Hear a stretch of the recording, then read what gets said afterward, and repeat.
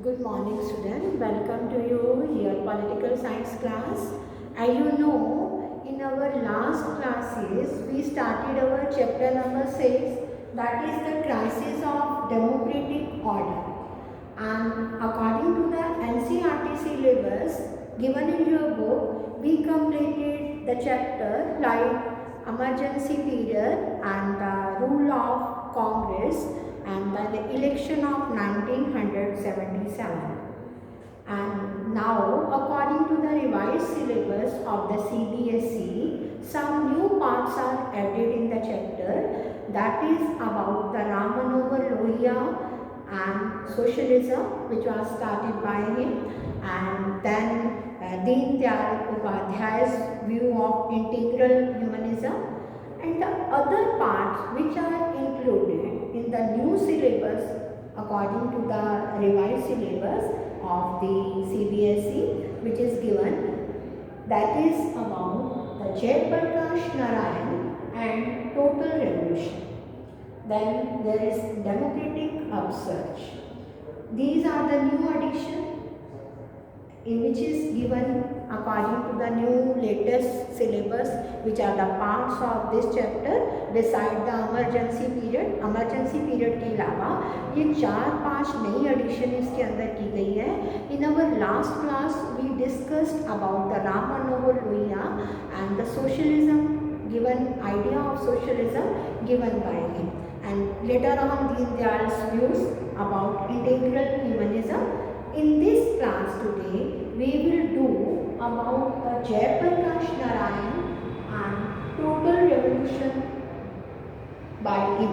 Later on, the democratic upsurge. तो चलिए हम सबसे पहले जयप्रकाश नारायण के बारे में बात करने जा रहे हैं. Who was he and what is the role of Jayaprakash Narayan in the total revolution, and how did he lead the opposition party against the Congress misrule in the center. तो जयप्रकाश नारायण, जैसे कि आपको पता है कि जयप्रकाश नारायण जो है, और he was one of the socialist and not only this, a politician and after all one philosopher also. He was popularly known as JP or लोक नायक, जैसे कि इसके नाम से ही क्लियर है, नायक, हीरो ऑफ द पीपल, लोगों का हीरो होना. Means he became so much popular among the masses that he was known as the hero of the people or लोक नायक. उनको लोक नायक का दर्जा जो है वो दिया गया. He was, first of all, he was such a man who was also called the hero of Quit India movement. Like earlier we read about the Ram Manohar Lohia, he also performed an important role in the Quit India movement, which was started by Mahatma Gandhi, a call given by Mahatma Gandhi against the colonial administration in 1942. इसी तरह से राम मनोहर लोहिया जो है, उनको भी he was also known as the hero of the Quit India movement because he performed an important role in this movement. He was against the Indira Gandhi's rule. He raised his voice against the misrule or against the mismanagement or the economic crisis which was prevalent during that period in 1970s.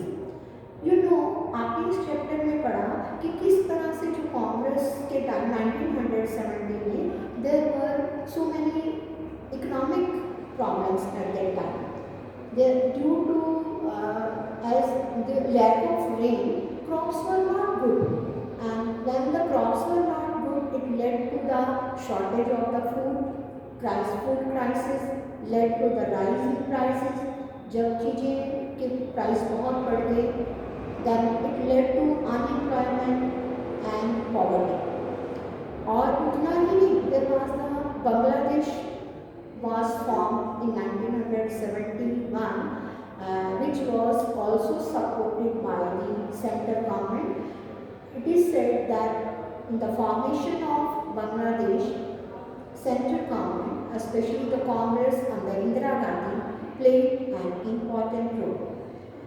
तो उस लेकिन अब इन्होंने जो जयप्रकाश नारायण थे उन्होंने कांग्रेस के miss rule के अगेंस्ट अपनी आवाज़ जो थी वो उठाई और उनकी जो बायोग्राफी ऑटोबायोग्राफी जो थी वो उनके ही एक फ्रेंड ने लिखी।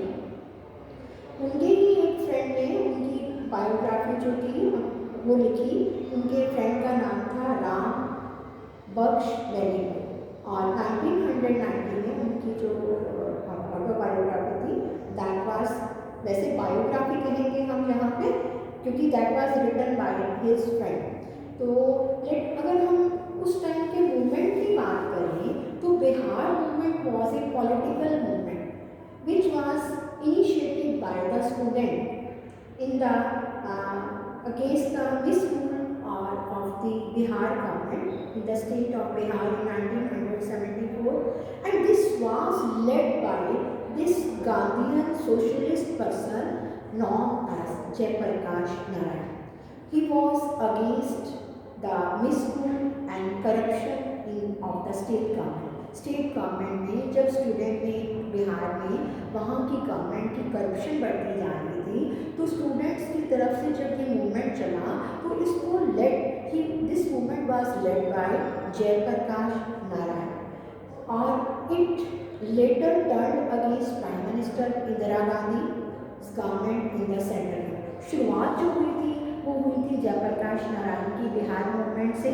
बिहार में उन्होंने स्टूडेंट की सपोर्ट की against the corrupt government of the Bihar. लेकिन बाद में उनका ये जो मूवमेंट था वो इंदिरा गांधी के अगेंस्ट हो गया और इट वॉज कॉल्ड, जब ये इंदिरा गांधी के अगेंस्ट हो गया तो इसको टोटल रेवोल्यूशन का नाम दिया गया। टोटल रेवोल्यूशन मतलब संपूर्ण क्रांति, संपूर्ण मतलब पूरी क्रांति, revolution, total revolution movement and JP movement का भी नाम दिया गया। You have to do it very carefully. What was JP movement? तो first of all started from the Bihar movement, later on जब जैसे ही बिहार मूवमेंट से शुरू हुआ तो बाद में ये मूवमेंट सेंट्रल गवर्नमेंट में कांग्रेस के मिस रूल के अगेंस्ट हो गया और 1974-75 then emergency was imposed by the Indira Gandhi. तो जैसे ही उन्होंने इमरजेंसी लगाई बहुत सारे लीडर्स को अरेस्ट कर लिया तो ये मूवमेंट उसी के अगेंस्ट था, सेंट्रल गवर्नमेंट के अगेंस्ट था, इसीलिए उसको नाम दिया गया टोटल रेवोल्यूशन और संपूर्ण क्रांति। तो दिस वाज बिहार मूवमेंट जो था वो मार्च 1974 से 24 जून 1975, जबकि इमरजेंसी जो थी वो कब लगी थी? 25 जून को। तो उससे पहले तक 24 जून तक ये चला और इसका कॉज था पब्लिक लाइफ में करप्शन होना और इसका गोल था कि the Bihar government should not rule, उसको डिसॉल्व किया जाए बिहार गवर्नमेंट को। और अगर हम इनकी और बात करें जयप्रकाश नारायण की, तो Jayaprakash Narayan is known for contributing fight against corruption. उन्होंने करप्शन के अगेंस्ट फाइट किया और he also gave his contribution of the principle of communitarian socialism and he was the champion of the total revolution। एक तो सबसे पहले उन्होंने करप्शन के अगेंस्ट फाइट शुरू की बिहार गवर्नमेंट से, फिर उसके साथ वो टोटल रेवोल्यूशन के चैंपियन भी रहे और कम्युनिटेरियनिज्म सोशलिज्म के भी सपोर्टर थे। The Jayaprakash Narayan was the first leader of the post-independence India who undertook a trade against corruption through the participation of youth, especially in the Gujarat। जैसे कि पहले उन्होंने अपना मूवमेंट जो था वो बिहार से शुरू किया, उसके बाद गुजरात में जब ये मूवमेंट हुआ और बिहार के बाद गुजरात में भी was the champion of this Gujarat movement also। He advocated the office of Lokpal against corruption. वो चाहते थे कि लोकपाल की जो है एक इंस्टीट्यूशन जो है लोकपाल की वो सेटअप की जाए। लोकपाल क्या होता है कि करप्शन के अगेंस्ट अगर गवर्नमेंट एक नया जो है कमीशन बना देती है तो this commission, the head of this commission is known as Lokpal. Lokpal जो है उसको कहा जाता है जो कि करप्शन के अगेंस्ट चार्जेस को सुनता है। और इस प्रिंसिपल ऑफ कम्युनिटेरियनिज्म सोशलिज्म की बात करें तो that view India as a society of community, जो कि इंडिया को चाहती थी इन कंपोजिंग 3 लेयर। नंबर 1, ये जो कम्युनिटेरियनिज्म सोशलिज्म होगा ये कौन से 3 पार्ट को कंसिस्ट करेगा? सबसे first one community, second one religion and third one राष्ट्र, all combined together as an example of true federation. कि तीनों को अगर मिला दिया जाएगा, सबसे पहले तो कम्युनिटी, रिलीजन एंड राष्ट्र, तो ये सारे कंबाइन करके this will be the example of true federation. इसको बोला जाएगा कम्युनिटेरियनिज्म सोशलिज्म। और इसी प्रिंसिपल के ऊपर based Jayaprakash Narayan advocated the transformation of individual, society and state. So he through the call of total revolution चाहते थे कि इंडिविजुअल में, सोसाइटी में और स्टेट में पूरी तरह से ट्रांसफॉर्मेशन होनी चाहिए। इसी ट्रांसफॉर्मेशन को इंडिविजुअल में, सोसाइटी में और नेशन में, जो भी स्टेट में जो भी चेंज होगा, इसी को उन्होंने टोटल रेवोल्यूशन का नाम दिया।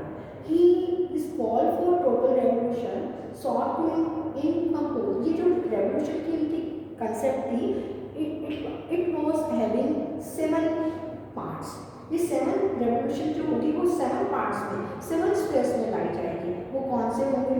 Moral, cultural, economic, political, educational and ecological transformation.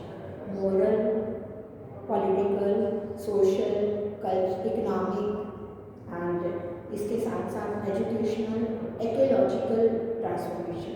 इस पॉलिटिकल ट्रांसफॉर्मेशन की अगर बात करें, that include the right for call, the importance of village. उन्होंने एक चीज को के ऊपर इम्पॉर्टेंस दी, मोहल्ला समिति इन डेमोक्रेटिक पॉलिटिक्स। और उनकी जो कॉल थी, इस कॉल फॉर अपर के लोग to join political struggle for a clean politics in the country. उन्होंने कहा मोहल्ला पॉलिटिक्स क्या है कि जो जितने भी कम्युनिटी के लोग हैं, जितने भी मोहल्ला के लोग हैं, वो पॉलिटिक्स में शामिल होंगे। The essence for transformation according to Jayaprakash Narayan revolve around man who would be the real catalyst of change in India. कि सारा का सारा जो घूमेगा, पूरा का पूरा ट्रांसफॉर्मेशन चाहते थे, तो खाली उन्होंने करप्शन का ही एंड नहीं चाहते थे, खाली उन्होंने इंदिरा गांधी को ही अगेंस्ट अपनी रेवोल्यूशन नहीं की, इमरजेंसी पीरियड की। वो एक ऐसा समाज चाहते थे जिसमें कि हर एक की इन्वॉल्वमेंट हो, और क्योंकि that revolve around the man who would be the real catalyst of change in the society. तो मैन ये पूरा का पूरा जो ये wanted the transformation, जैसे कि that transformation should be revolve around the man. तो ये थे हमारे views about Jayaprakash Narayan and total revolution. इसके साथ साथ जो हमारी एक इस बुक में एक और एडिशन भी है, वो है डेमोक्रेटिक अपसर्च। डेमोक्रेटिक अपसर्च जो है, इसका मतलब क्या होता है?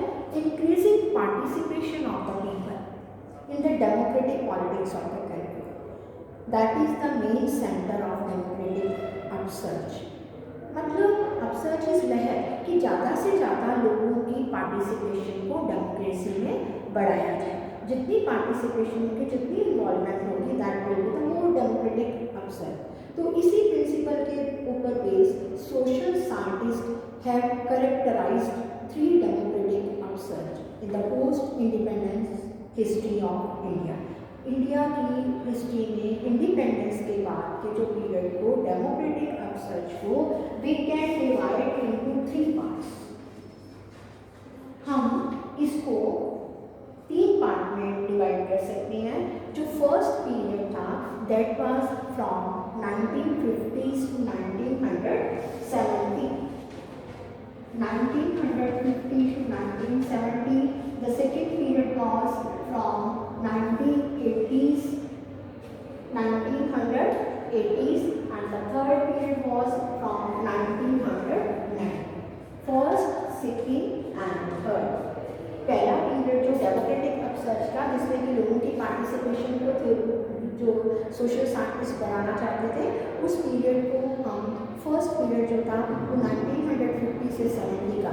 इसमें जो चाहते थे कि वो चाहते थे कि थ्योरिस्ट सोशल साइंटिस्ट चाहते थे कि that participation of Indian adult population, adult voter को ज़्यादा से ज़्यादा उनकी पार्टिसिपेशन को कंट्री में सेंट्रल लेवल में और स्टेट लेवल में बढ़ाया जाए, और ताकि इसके जो डेमोक्रेसी की सक्सेस है that require modernisation, urbanisation, education and access to media.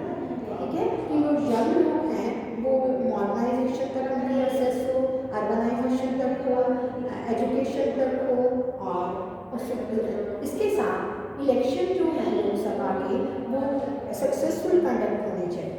Legislative assembly के जो इलेक्शन है वो भी सक्सेसफुल जो है होने चाहिए, जब ज़्यादा से ज़्यादा अडल्ट पॉपुलेशन इलेक्शन में पार्टिसिपेट करेगी. Peoples participation will be more जो है वो होगी. उसके साथ साथ जो सेकेंड पीरियड है डेमोक्रेटिक अपसर्च का, दैट इज़ फ्रॉम 1980s.